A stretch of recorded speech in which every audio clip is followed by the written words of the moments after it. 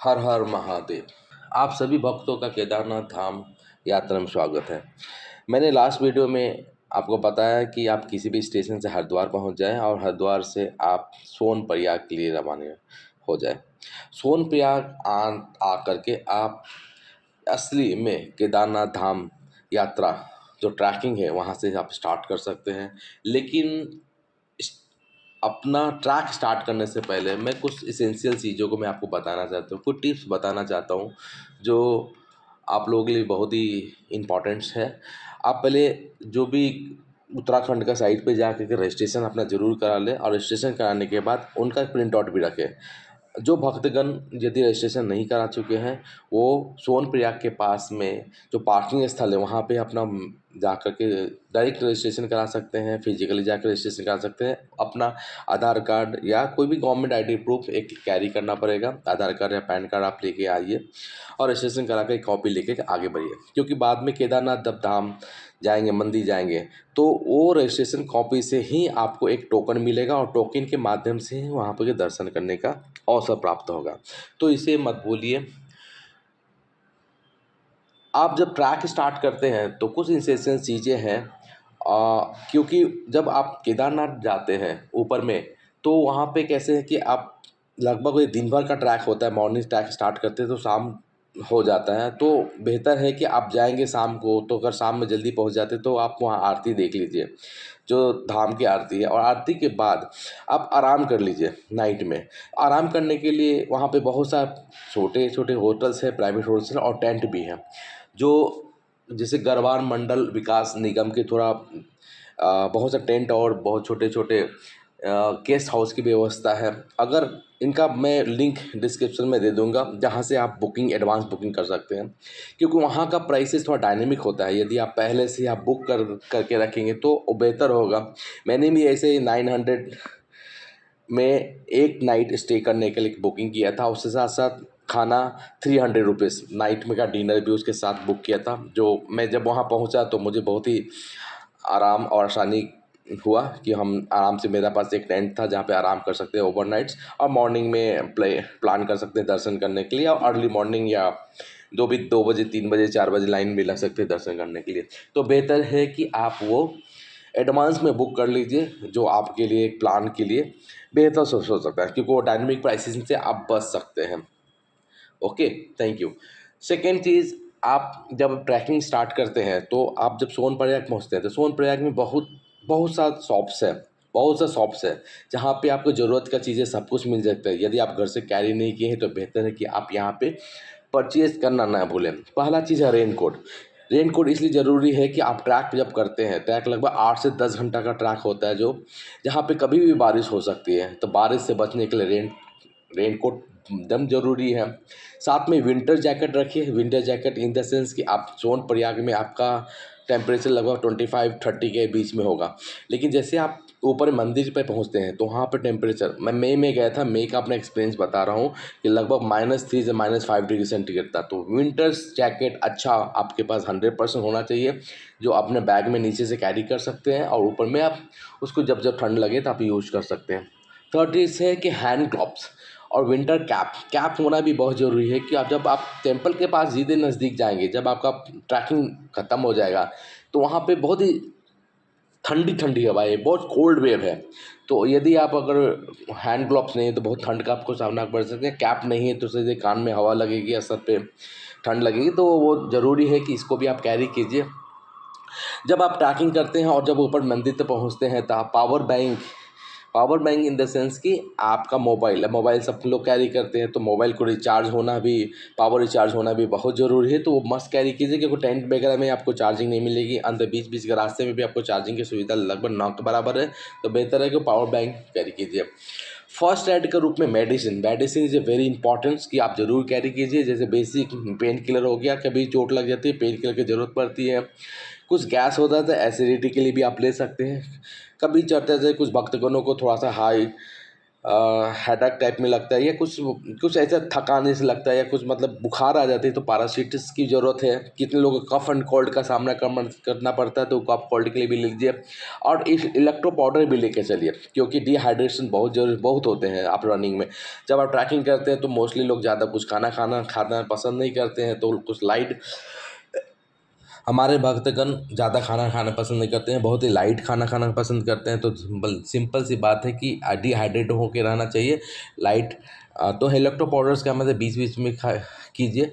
और बीच आप जब ट्रैक करते हैं तो थोड़े छोटे छोटे कैंप है, फ्री कैंप है जहाँ फ्री मेडिसिन की भी व्यवस्था है, तो लेकिन आप प्रिकॉशन रूप से फर्स्ट एड के रूप में लेके चलिए। एक और बड़ी इंपॉर्टेंट चीज़ है जो आपको बीच से खरीदनी चाहिए, लास्ट घर से ही लेके चाहिए, उसको कैंपर बोलते हैं। कैंपर मतलब कपूर 100% कैरी करना चाहिए, क्योंकि आप जब वो ट्रैकिंग करके ऊपर आप जाएंगे मंदिर के पास, लगभग ये 11,755 फीट को चाहिए, लगभग वहाँ पे 30 से 40% ऑक्सीजन कम हो जाती है। कपूर एक ऐसा चीज़ है जिसमें कहा जाता है कि कपूर आ, आपको सांस लेने में दिक्कत जो होती है या सांस फूलने में समस्या आती है वो सबको ठीक कर देता है ऑटोमेटिक। तो कपूर को थोड़े से कपड़े में बांध लीजिए, उसकी गंध थोड़ा सा लीजिए, वो आपको उसका ऐसा सुगंध ऐसा होता है कि नाक और छाती को खोल देता है और अच्छा से आप एयर ले सकते हैं। और सांस फूलने और सिर दर्द की समस्या से भी आपको रिलैक्स मिलता है। आप okay, now again trekking shoes बहुत इंपॉर्टेंट है, क्योंकि आप जनरल जो शूज़ पहनते हैं वो शूज़ उस पहाड़ों में चलने लायक लगभग नहीं होते हैं। तो बेहतर है कि अच्छा ट्रैकिंग शूज़ कीजिए, पहनिए, क्योंकि ट्रैकिंग शूज़ अगर अच्छा नहीं रहेगा, कंफर्ट नहीं रहेगा, तो आप ऑटोमेटिकली आप नहीं चल सकते हैं, क्योंकि पहाड़ों में चलना है। वहाँ पे थोड़ा सा पानी वगैरह भी है, कीचड़ भी है, बारिश का भी सामना करना पड़ता है, तो ऑटो में स्लिपरी हो सकते हैं, आप गिर सकते हैं, स्लिप हो सकते हैं चढ़ते और उतरते वक्त। तो आपका एक अच्छा ट्रैकिंग शूज़ हो तो उसमें थोड़ा ग्रिप भी होनी चाहिए। जब ये परचेज करते हैं तो आप बोले कि हमको पहाड़ों में ट्रैक करना है, उसमें तो ग्रिप चाहिए, या ट्रैकिंग शूज़ वैसा ही लीजिए जो आपको अच्छा कंफर्ट हो, तो बेहतर है ये लीजिए। और मैंने भी एक चीज़ बैकअप में किया था कि मैं ट्रैकिंग शूज़ पहन के गया था और साथ साथ अपना एक अच्छा स्लीपर रखा था, क्योंकि मैं ऐसा सोच रहा था कि अगर ज़्यादा बारिश हो, मेरे लिए भगवान का एक ऐसे बात था कि मैं ट्रैकिंग करते नीचे से ऊपर तक गया, सोनप्रयाग से मंदिर तक गया, मुझे बारिश का सामना नहीं हुए, मैं दैट इज़ मेरे लिए गुड थिंग था वो। लेकिन आप साथ साथ शूज़ के साथ साथ एक स्लीपर भी रखिए। अगर बहुत हार्ड बारिश हो गया तो कोई वाटरप्रूफ जूते होते नहीं हैं, तो उसमें ऑटोमेटिकली पानी आ जाते हैं, और पानी अगर आ गए तो आपको ट्रैक करना बहुत मुश्किल हो गया। तो बेहतर है कि आप एक ट्रैकिंग जो स्लीपर रखिए, आप जब बारिश होता है तो आप किनारे में छुप करके आप अपना शूज़ को चेंज कर सकते हैं टाइमिंग के लिए। और आप बैग में शूज़ को रख लीजिए, वो टाइमिंग आप वो ट्रैकिंग आप स्लीपर पहनिए, ट्रैकिंग स्लीपर अच्छा होना चाहिए, उसमें ग्रिप वाला स्लीपर होनी चाहिए। और बाद में जब बारिश ख़त्म हो जाए तो यू कैन स्वेप कर सकते हैं। तो बेहतर है कि आप हमेशा एक स्लीपर भी साथ में बैग में, कि जिसको हम स्वैप कर सकें ट्रैकिंग शूज़ के साथ साथ। थोड़ा और ऊपर जाते हैं तो वो ठंडी ठंडी हवाएं रहती हैं, तो लोगों को ओट फटना वगैरह भी रहता है, तो वैसलीन या बॉडी क्रीम्स रखिए जो आपको सही रहेगा। चलने में कैलोरी बहुत लॉस होता है, तो मैं आपको रिकमेंडेशन करूँगा कि आप हाई कैलोरी कुछ चॉकलेट्स पेकर आते हैं तो मस्त वो कैरी कीजिए। पानी बॉटल आप सोनप्रयाग से स्टार्ट करेंगे और केदारनाथ से कंटिन्यू पानी मिलेगा, ठीक है, इसमें कोई प्रॉब्लम्स नहीं है। मैंने बहुत जगह देखा है कि किनारे किनारे ऐसे 1 रुपीज़ के कॉइन का भी है, प्लस 15 रुपीज़ में कुछ अपना गवर्नमेंट के से थ्रू लगाया गया है जहाँ से कैन को अपना भर सकते हैं। और वाटर थोड़ा डायनेमिक होते हैं, नीचे में आपको 20 रुपीज़ में वाटर मिल सकते हैं, लेकिन जब से आप धीरे धीरे ऊपर जाएंगे तो आपको वाटर का प्राइस है 50 रुपीज़, 60 रुपीज़, 80 रुपीज़ और 100 रुपीज़ हो जाएंगे। तो डायनेमिक है, आप थोड़ा सा, लेकिन ज़रूरत है पानी, जितना ज़रूरत है तो पानी उतना बियर कर सकते हैं। खाने के भी कुछ समस्याएं नहीं है, अगल बगल में आपको जैसे पराठा हो गया और मैगी वगैरह है तो कॉस्टली मिल जाते हैं। 10 रुपीज़ का मैगी जो आपको 100 रुपये मिल जाएंगे, 80 रुपीज़ मिल जाएंगे, तो वो थोड़ा सा, लेकिन आपको मैनेज करके जा सकते हैं। थोड़ा बहुत खाते हैं, चलते वक्त तो ज़्यादा लोग खाना नहीं खाते। एक चीज़ आप तो आप ध्यान रखिएगा कि आप जब सोनप्रयाग में ऑलरेडी क्लॉक रूम है, बहुत सा क्लॉक रूम है, बहुत से पार्किंग प्लेसेस है, और गौरीकुंड में भी है। लेकिन आप सोनप्रयाग में भी अगर यदि आप जितना एक्स्ट्रा जो लगेज है आप वहाँ पे क्लॉक रूम में रख सकते हैं। क्लॉक रूम में ज़्यादा पैसा नहीं ले देते हैं लोग, 100 रुपीज़ का आप आस पास में लेते हैं। कितने लोग 124 आवर्स का वो 100 रुपीज़ चार्ज करते हैं, कितना बोलते हैं पूरे टूर का, बल्कि जाओ आप ऊपर में 2 दिन के बाद भी घूम के पाओगे तब 100 रुपीज़ ही आप कर लेंगे। तो आप आपके ऊपर है कैसा नेगोशिएट कर सकते हैं आप क्लॉक रूम के साथ और होटल के साथ। वहाँ पे आप अच्छा से आप अपना एक्स्ट्रा लगेज रख सकते हैं और आपको कोशिश करना है कि कट टू कट उतना ही लगेज लेना है जो आपके लिए ज़रूरी है, कि थोड़ा सा भी एक्स्ट्रा लगेज आपके लिए बहुत ज़्यादा हार्ड हो सकता है। तो ये बात का मैं आपको फोर्सफुली बोलूँगा कि उतना ही लीजिए, काउंट टू काउंट कीजिए, क्योंकि कितने लोग क्विल्ट होते हैं लेके कैरी करते हैं जो कंबल होते हैं, लेकिन वहाँ पे कैसा है ऑलरेडी आपका कैंप है, वहाँ पे क्विल्ट मिल जाएगा आपको, तो आपको ज़रूरत नहीं है क्विल्ट का। हाँ, एक शॉल टाइप में आप रख सकते हैं, आप वहाँ पे आपको हेल्प कर सकते हैं ठंडी हवाओं से। तो वैसे ही सोचिए, अगर कितने लोग एक दिन ब्रश नहीं करते हैं तो भी उनका काम चल जाता है, दातुन लेके चलते हैं, ब्रश करके उसको थ्रो आउट कर देंगे। तो ऐसा भी कर सकते हैं कि आपको पूरे ब्रश सेट को लेके चलने की ज़रूरत नहीं है। तो एज यू विश आप कैसे उसको एडजस्ट करेंगे, लेकिन कोशिश कीजिए मिनिमम से मिनिमम लगेज होना चाहिए 3 एंड 4 किलो एंड 5 किलो से ज़्यादा मत कीजिए 3 किलो। तो नहीं तो आपके लिए बहुत ही हार्ड हो जाएगा ट्रैवलिंग, क्योंकि थोड़ा ट्रैवलिंग है, बहुत ही ऊंची ऊंची पहाड़ियाँ हैं और टलना बहुत ही टफ है। तो थोड़ा सा आप ट्रैकिंग करें। हाँ, एक चीज़ अब मैं आपको बताता हूँ, कितने लोग अपना ट्रैकिंग करते हैं अपने बाय फूड, ये सब मैं बता रहा था, बाय फूड ट्रैकिंग नहीं करते हैं, कुछ ना कुछ अपनों हेल्प करते हैं, क्योंकि बहुत से हमारे जो भक्तगण हैं, जो वृद्ध हैं, कितने लोग थोड़ा प्रॉब्लम्स है या फिर हेल्थ रूप से थोड़ा प्रॉब्लम्स है या कुछ किसी तरह का प्रॉब्लम्स है, या अपने कुछ परिवार के साथ जाना चाहते हैं जो चाहते हैं कि कहीं हेल्प मिल जाए, तो कुछ कुछ बहुत सा सर्विस ट्रैवल ऑप्शन अवेलेबल से वहाँ पे आज के दिन सरकार ने बहुत से ट्रैवल ऑप्शन अवेलेबल किया है। फर्स्ट सबसे बेस्ट ऑप्शन है वहाँ पे हमारा हेलीकॉप्टर ऑप्शन है, जहाँ गुप्तकाल से स्टार्ट होती है। ये सब चीज़ें आपको RICT से होली यात्रा से आप चेक कर सकते हैं कि यहाँ पे कहाँ से है वो हेलीकॉप्टर। जो हेलीपैड है वो बहुत नियर बाई है, 500 मीटर के आसपास में, जहाँ पर पहुँच जाएंगे, आसानी से मंदिर का दर्शन कर सकते हैं। सेकेंड चीज़ ये है आपका खच्चर घोड़े। ऐसे आप साइड में गए तो 2600 के आसपास में, लेकिन लोग हाईली नेगोशिएशंस करते हैं, 4500 5000 3500 समथिंग रेंज में लोग लेते हैं। बहुत लोग ऐसे भी करते हैं कि पहले चढ़ने की कोशिश करते हैं, थोड़ा ट्राई करते हैं, और यदि उसमें चैलेंजेस आते हैं तो बाद में बीच में खच्चर या घोड़े का सहारा लेकर वो अपनी यात्रा कंप्लीट करते हैं। इसमें भी कोई प्रॉब्लम्स नहीं है। आप जो last you try something, if you not able to do complete it, so आप हेल्प ले सकते हैं। खच्चर व घोड़े ऐसा ज़रूरी नहीं कि नीचे ही मिलेगा, आपको बीच बीच में भी आपको बहुत खच्चर घोड़े मिलते हैं जो आपको नेगोशिएशन करने के लिए तैयार रहते हैं और आपको हेल्प करेंगे वहाँ पहुँचने के लिए।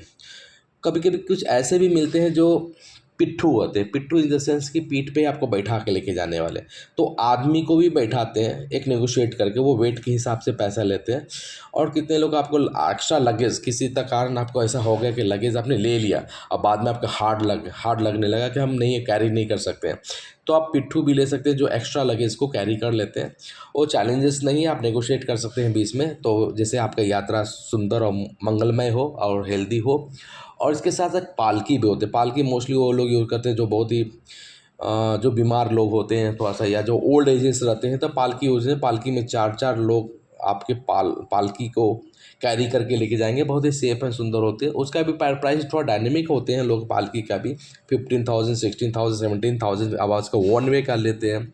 पिट्ठू भी लगभग देखा जाए तो वेट के हिसाब से 60 अगर केजी वेट है तो 8,000 के आसपास में लेंगे एवरेज। ये मैं आपको ये सब रेट डायनेमिक होता है, आपको बता दे रहा हूँ कि ऑथराइज नहीं है ये प्राइस, और डायनेमिक होता है, और डायनेमिक वहाँ के हिसाब से वो लोग तय करते हैं। मैं मई में गया था और मई के हिसाब से मैं अब लगभग ये आपको प्राइसेस बता रहा हूँ जो मैं नेगोशिएट करके अंडरस्टैंड किया हूँ। वहाँ का प्राइसेस मे भी आपको नेगोशिएट हो सकते हैं, आप कम भी कर सकते हैं, ज़्यादा भी कर सकते हैं।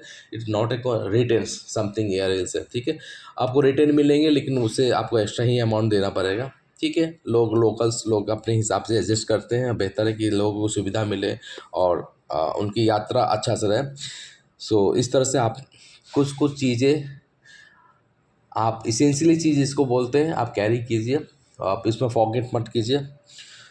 और इसके बाद ये सब चीज़ें इकट्ठा होने के बाद, क्योंकि सोनपुर एक ऐसा प्लेस है जहाँ पे आप सब सामान मिल सकती है, इकट्ठा होने के बाद आप कोशिश कीजिए रात भर आराम कीजिए सोनप्रयाग में, और अर्ली मॉर्निंग जितना मॉर्निंग कर सकते हैं 4 o'clock 3 o'clock 5 o'clock जो भी अर्ली मॉर्निंग आप स्टार्ट कीजिए सोनप्रयाग से गौरीकुंड। तो गौरीकुंड सोनप्रयाग से गौरीकुंड आसानी से आप जा सकते हैं, क्योंकि ज़्यादा नहीं, वो अपना वहाँ पे ऑटो टेम्पो मैक्स ऐसे टाइम में चलता है जो 50 रुपीज़ पर पर्सन के हिसाब से गौरीकुंड चले जाते हैं। और गौरीकुंड से एक्चुअली ट्रैकिंग स्टार्ट होता है जो लगभग 16 किलोमीटर, बोलने के लिए 16 किलोमीटर अथराइज रूप से, लेकिन उससे ज़्यादा ही है।